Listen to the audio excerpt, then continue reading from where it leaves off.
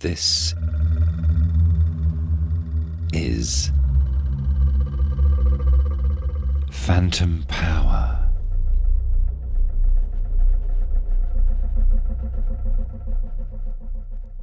Episode 8. Test subjects. This is the first sound.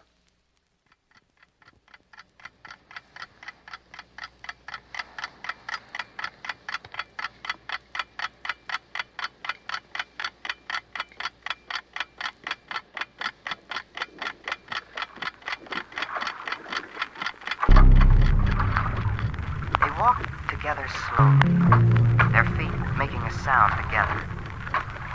And the man wondered why. All the noise, all the turmoil, so quiet. When will it stop? Stop. So quiet, so peaceful, so soothing, so quiet, so peaceful. And you can't forget, so quiet, so peaceful. You can't ever forget, so quiet, so peaceful. You can't forget.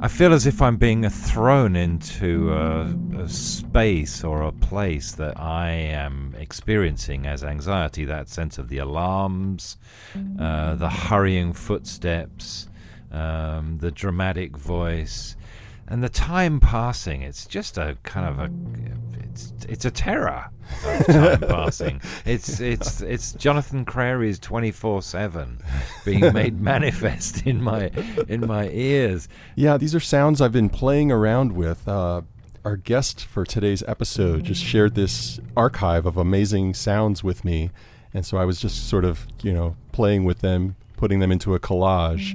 But a lot of them do seem to induce a bit of a feeling of dread. No, I liked it. I liked it. It was full of portent, and I was wondering. It was almost as if I was in a radio play where most of the dialogue had been removed, and I just had the sound effects left. Yeah, and as we'll learn, these sounds are sort of a relative of radio drama, and believe it or not, they're intended to be healing sounds, Chris. No way. Yes. I mean, the idea that the clock was kind of coming forwards and going backwards into the distance. This stuff is pure terror.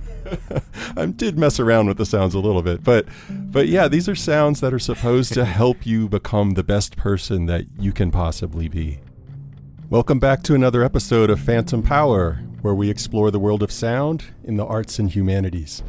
I'm Mac Haygood. And I'm Chris Cheek. Chris is a poet and performance artist. I'm a scholar of media and communication. Welcome to Season 2. Today we examine the strange and obscure history of sound being used as a diagnostic tool for the betterment of human beings. Now, how could anyone think that the chilling film noir sounds we just heard could possibly be good for you? Well, maybe I should just let our guest explain it. Exactly. So let's introduce her. My name's Mara Mills. I'm an associate professor of media, culture, and communication at New York University, where I also co-direct the Center for Disability Studies. Mara is a scholar of both media studies and a scholar of disability studies. Right. But the reason she's on our show is that she combines these two seemingly different fields by working in sound. But the mysterious recordings that we were just listening to have to do with research that Mara was doing on books for the blind. Well, in 2015, I was collaborating with Helen Selsden, who's the archivist at the American Foundation for the Blind, to digitize their talking book collections.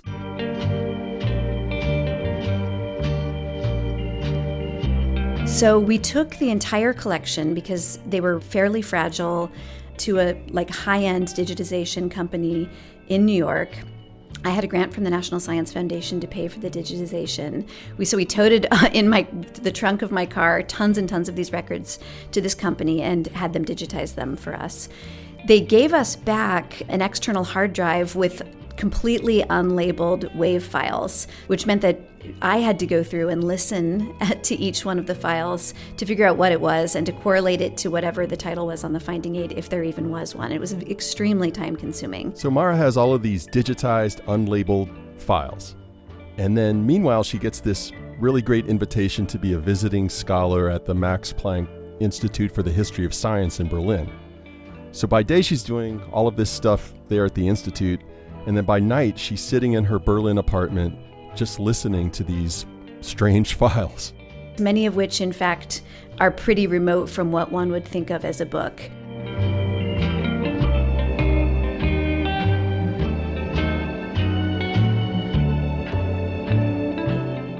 So listening to these files, many of them were in fact talking books, which were novels narrated by famous Broadway stars in New York in the 1930s and 1940s for blind readers, made in the AFB studios. I expected that.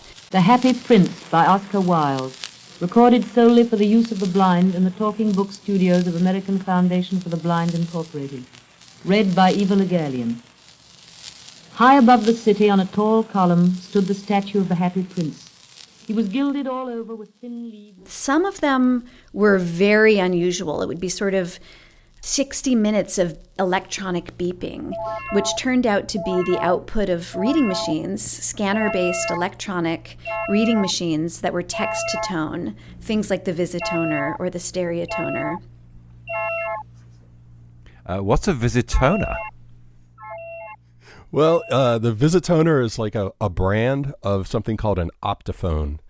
Okay. And the Visitoner was actually made really nearby to us in Dayton, Ohio. Nice. Under a contract from the United States Veterans Administration. Right.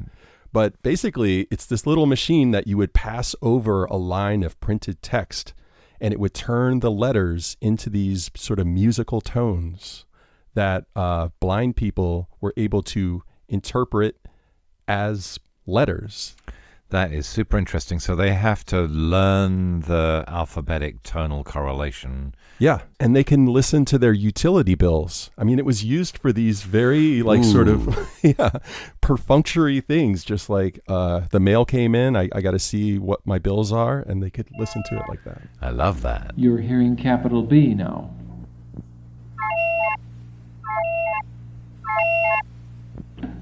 Here's capital C. And then I came across this album. It seemed to me to be a series of nonsense words and completely ambiguous, nonsensical, disconnected sentences. So a narrator with a ambiguously gendered voice, sounding like a speaker from mid-century radio, reading out sentences like, "You touch and a little comes off in your fingers." You touch and a little comes off in your fingers, and you have to dust off your fingers. And then moving on to another sentence totally disconnected from that one. A long shiver, but it passes. Steps coming, slowly. And my mind was racing to understand what those sentences could mean. Was this about a sugar donut? Was it about bicycle grease? What could this possibly be about? Afraid. Afraid.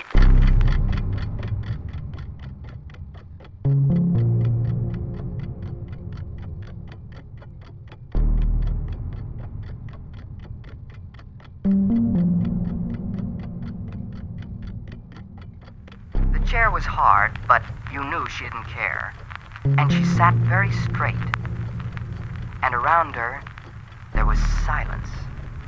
He picked up the little thing and turned it in his fingers. And it seemed he might never stop turning it, and feeling of it. They walked together slowly, their feet making a sound together. I decided I had to know more about what this was, who made this, what was it meant to do.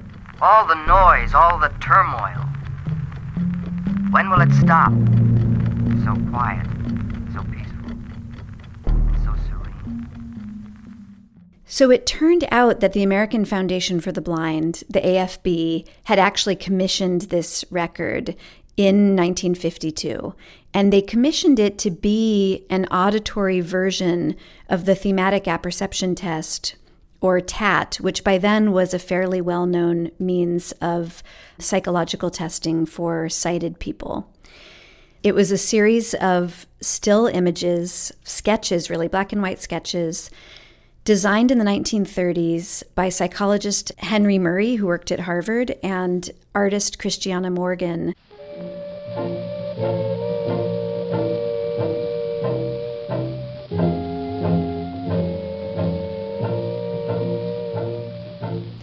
The images that Morgan drew were meant to be extremely ambiguous. They were meant to be generalized. They were meant to be interpretable in many, many different ways by a wide range, almost a universal range of people. And the viewer, in this case of the visual tats, was usually asked in a psychological office to look at one of the particular images and then to write a story about it.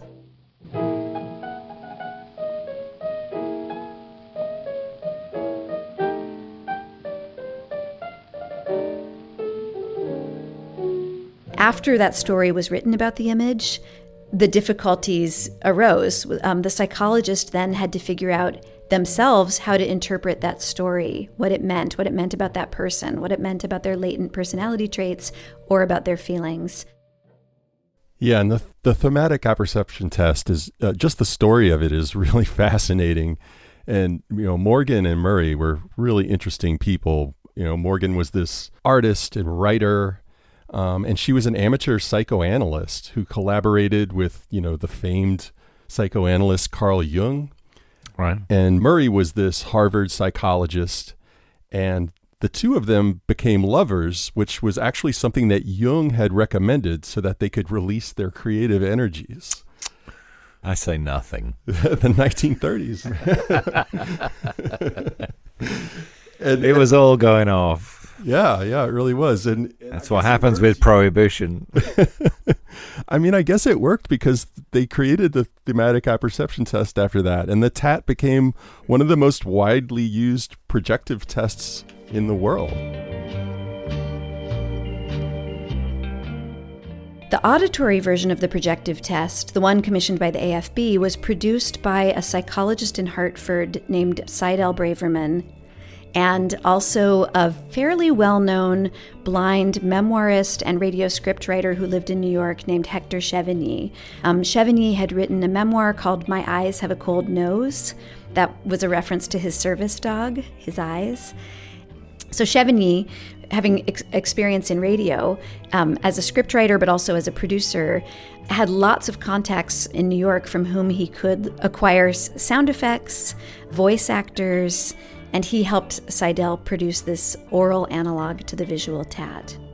So the auditory projective test had several sections, and I had to listen to the whole thing to figure out what those sections were. So I've now administered about 40 auditory projective tests to myself.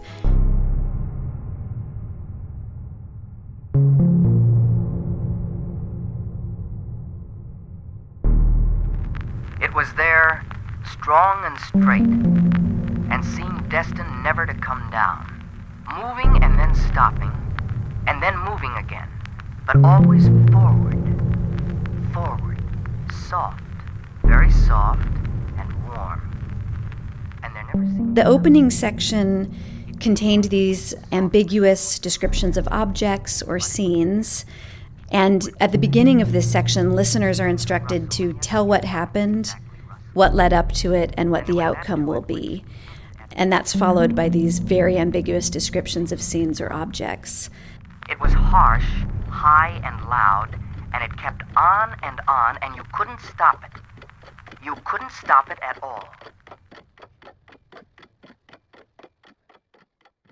So the second section of the auditory projective test is a series of dialogues in an invented language, a completely nonsense language, but spoken in very highly charged or affective intonation. To my mind, to my interpretation, these dialogues sounded either extremely angry and heated or extremely sad. Of course, the whole point of it is to figure out what the listener's interpretation of the dialogues are. But there was no way to know what the language was because they were completely invented words. Well, am I draft the num de vo? You haven't told me to road it you my number you for. You draft damu? Oh, I draft you. San't you served me? I draft a draft, can you nap? After you wrist val moots didro damu it should be.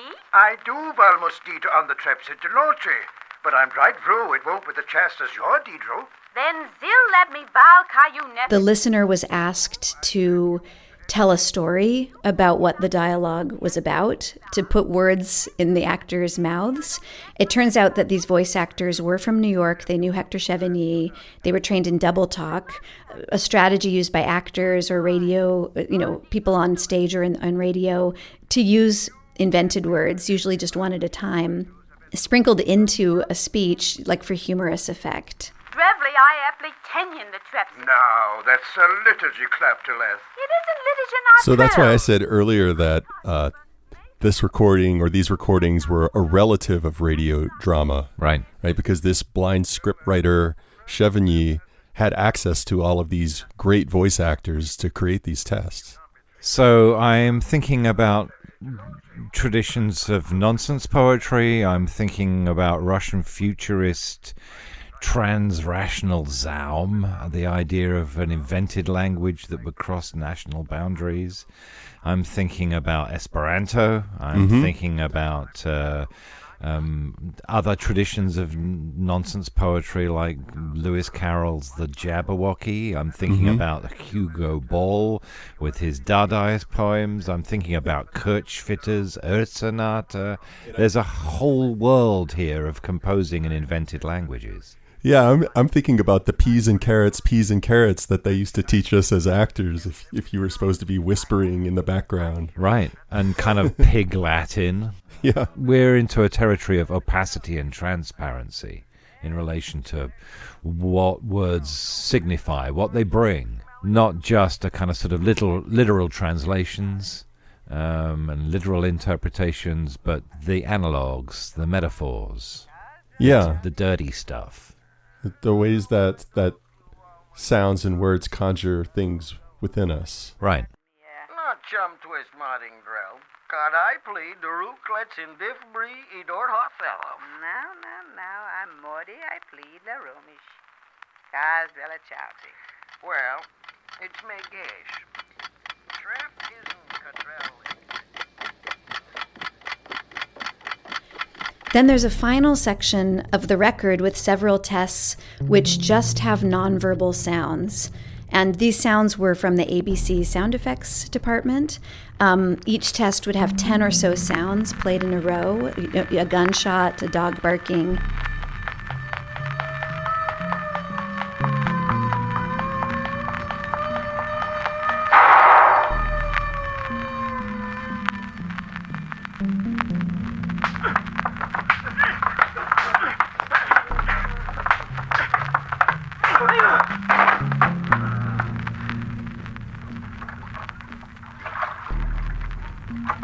And the listener was instructed to aggregate these sounds into, if not a story, into some sort of cohesive anecdote to explain what these sounds are doing assembled together.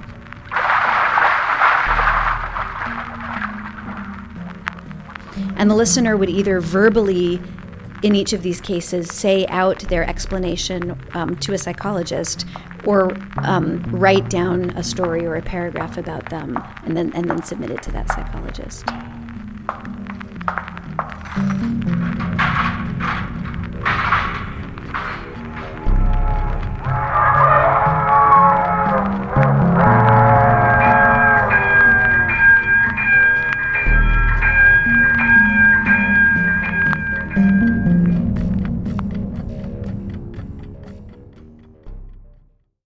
So how widespread was this kind of work with auditory perception on the tests? So I think that this test itself wasn't like really used that much with blind people. Okay. It was a little bit, but as Mara did more research, she came to realize that the use of sound for this kind of projective testing was pretty widespread. And in fact, the history of psychological projective testing is at least as much sonic as it is visual. Well, after listening to the auditory projective test, I wanted to know if this was one of a kind or if it was part of a bigger genre. And I immediately discovered that, of course, the entire field of projective testing probably starts with auditory projective testing, even if it wasn't called that immediately, and dates to word association tests produced at the beginning of the 20th century by people like Carl Jung, most famously by Carl Jung, but there were precursors to him. In Jung's word association test, he published, I think, his first article on it in 1910. He wrote a list of test words, green, water, ink, which he would then read in the clinical setting to a patient and ask the patient to respond to him with the very first word that came to their mind, creating a sort of couplet of terms between the tester and testee, the therapist and the patient. And he then would try to interpret what that meant, either with the patient or on his own. All right, Chris, let's do this. Green. Grass. Water. I can't say bong on the radio. Bong? Is that what you said? Well, Bong Water. It was that famous band. Yeah, great band. Yeah. Ink. Okay. Pollution. Window. Vibrancy. Friendly. Tea. Cold. Map. Village. Idiot. I really liked that you came up with poison after ink. Never give a poet a word association test, I guess. Right. Well, I think of writing as pollution. After looking into Jung, I decided I wanted to follow up more specifically on other recorded auditory projective tests. And in fact, there were a ton of projective tests recorded on phonograph records starting in the 1930s with the advent of electrical recording. One of the earliest that I came across, shockingly, was made by B.F. Skinner. Yeah, I mean, he was a guy who really didn't care about interiority very much, right? He liked to call the brain a black box, and just had inputs and outputs. He was a postdoc at the time at Harvard, and he created something that he called the verbal summator.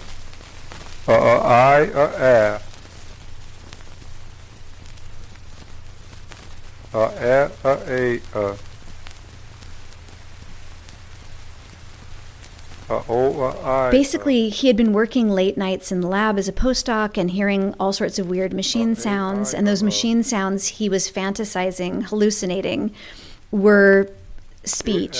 Things the machines were telling him, go outside, because he was exhausted and didn't want to work in the lab anymore. And he thought to himself, what would it be like to make a record with speech as if it was heard behind a wall or heard in another room, muffled speech.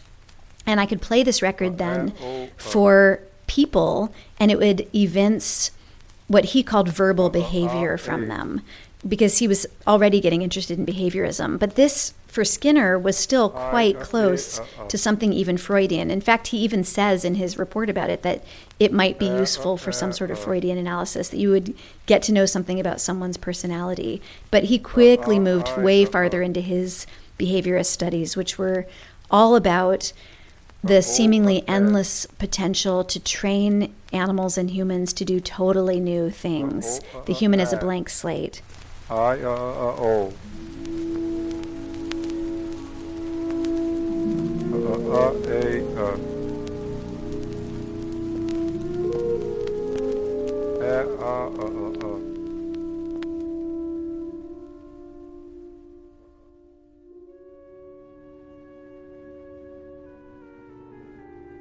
After encountering the Skinner test, I learned that there was another entire subfield of auditory projective tests based on music. A number of psychologists, some at Harvard, some colleagues of Skinner's like Carl Kunze, either created new recordings or used existing recordings of music. So Carl Kunze's musical reverie test, as he called it, used pieces by, for instance, Debussy, and would ask a listener to sit in a very comfortable armchair, listen to this piece of music, and then tell a story about it, which they then would use to diagnose them with personality propensities or disorders.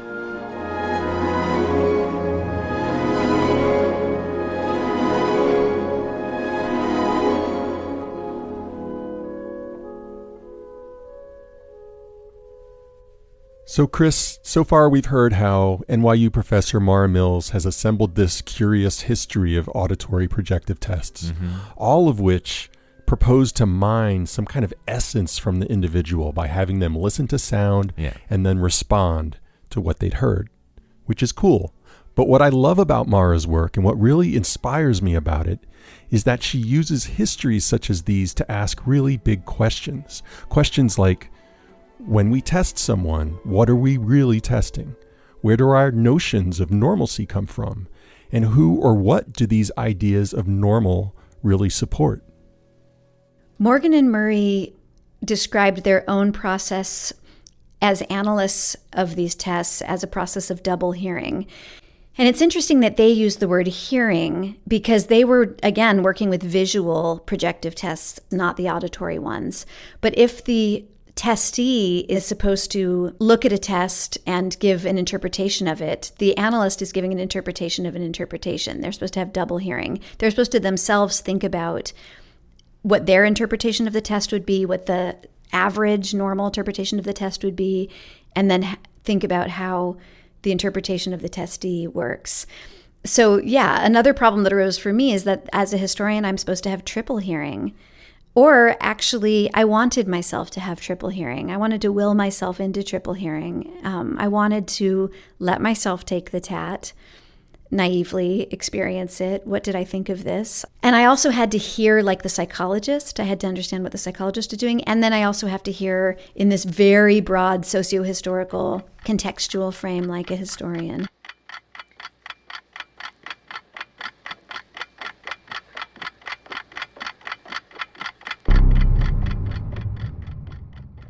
I come to this project as a disability historian, and I came to this project as someone interested in access technologies for blind people.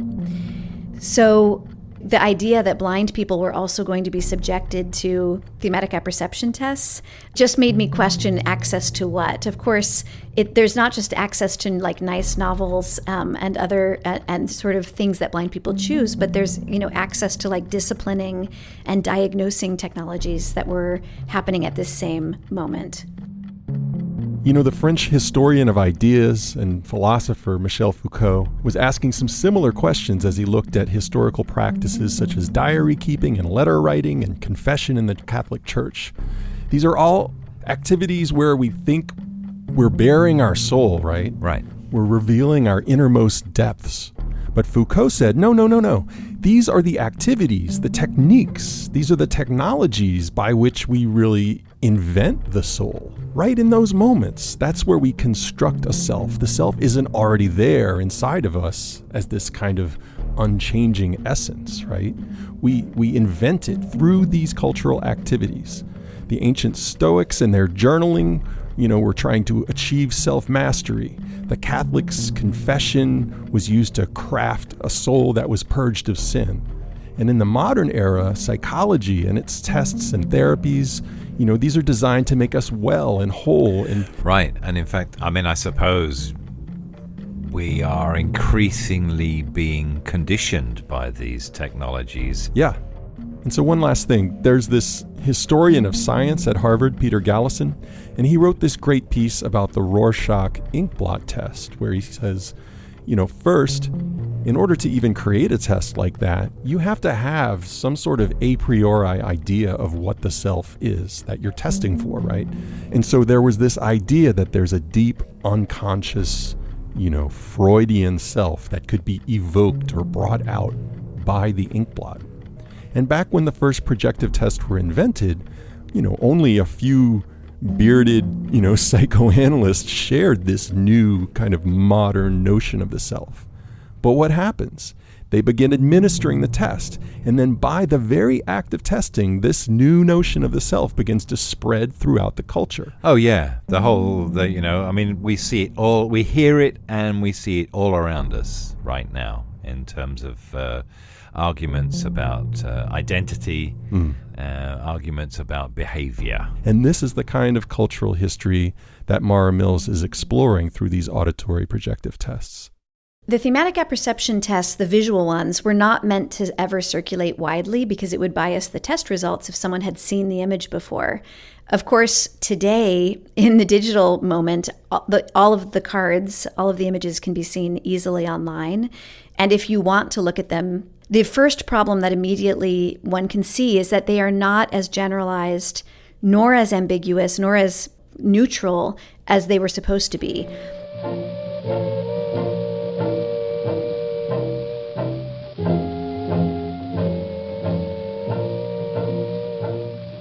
They're supposed to be like ink blots, extremely ambiguous scenes that anyone can relate to and that will plumb something about that person. But of course, they're all scenes of white people from the early to mid 20th century. Many of them are middle-class scenes. If they're not middle-class scenes, then they are scenes which, to the modern eye, to the present-day eye, represent middle-class fears about urban degeneracy.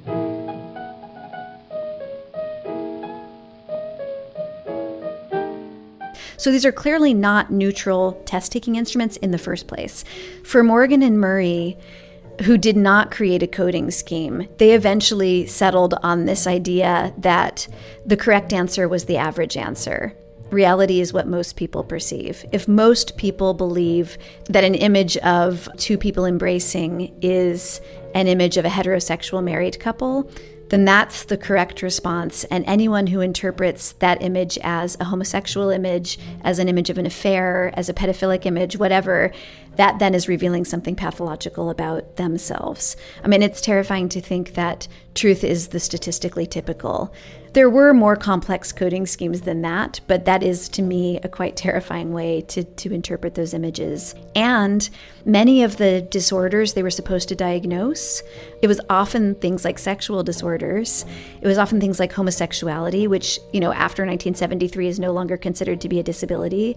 So the suite of things called disabilities at that time, which psychologists were looking for, many of them aren't even considered to be disabilities today. So if you're looking for homosexuality, yeah, you can find it. If they're looking for other affective disorders, they might be able to find it. But these are things that we aren't considered to be fixed traits today and aren't considered to be disabilities today. And certainly the way people use TATs has shifted. As the way we think about sexuality has shifted from something that's fixed, from something that's innate, to something that's much more fluid, or the way we think about gender has shifted, or what counts as a disability has shifted.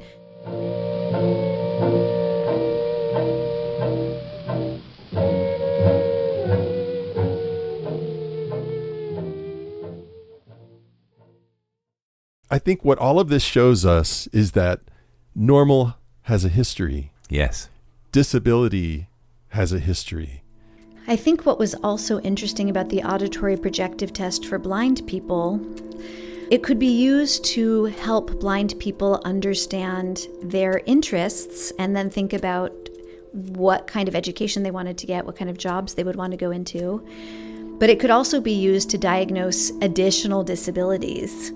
In a universe of proliferating disability, which is what the 20th century was, as many infectious diseases and disabilities from prior times began to vanish because of new healthcare interventions, pharmaceutical interventions, a whole host of other disabilities began to be invented, especially in the case of like the DSM, psychological disabilities, the proliferation in that realm of disability. It's interesting to think of blind people then being diagnosed with this whole range of other disabilities, perhaps through the auditory projective test. All of the impairments that all of us can be tested for in this particular moment where disability and impairment are presumed to be lurking everywhere and presumed to be a sort of baseline. back when we were an agrarian nation, there was no such thing as ADHD. Right? Because, it didn't exist as a disability because it didn't have a reason to. When you were, using the plow or what have you, it didn't require that much trained attention. Right. And also, there weren't that many things around to distract you either. That's right. Well, some birds or, I don't know. Yeah, flies. Dust on your shoe.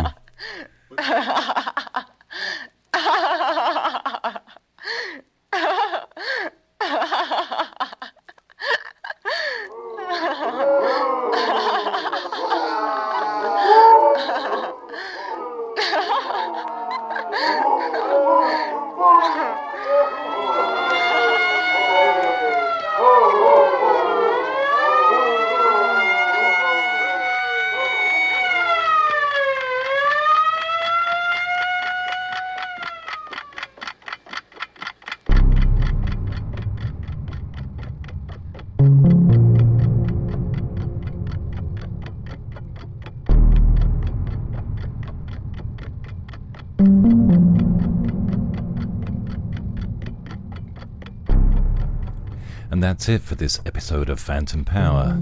Thanks to Mara Mills for coming on the show, and to Helen Selsdon and the American Foundation for the Blind for the use of the Auditory Projective tests.